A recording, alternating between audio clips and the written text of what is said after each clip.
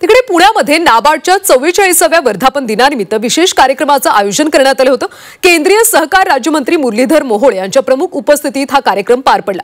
गुणवत्तापूर्ण काम करणाऱ्या सहकारी विकास सोसायट्यांना या कार्यक्रमात विशेष पुरस्काराने सन्मानित करण्यात आलं।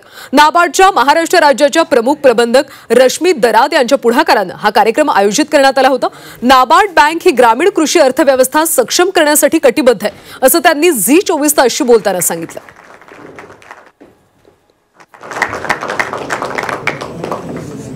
नाबार्डचा आम्ही 44th वर्धापन दिवसचा साजरा केला आहे 19 जुलैला आणि आमचे मुख्य अतिथी होते राज्यमंत्री भारत सरकार श्री मुरलीधर मोहोळ।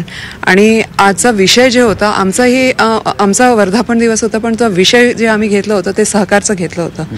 कारण आज जे आहे भारत सरकार असू दे, महाराष्ट्र सरकार असू दे, नाबार्ड असू दे, आणि आमचं सगळ्यांचं असं मत आहे की ग्रामीण विकास झाल्याशिवाय देशाचा विकास होणार नाही।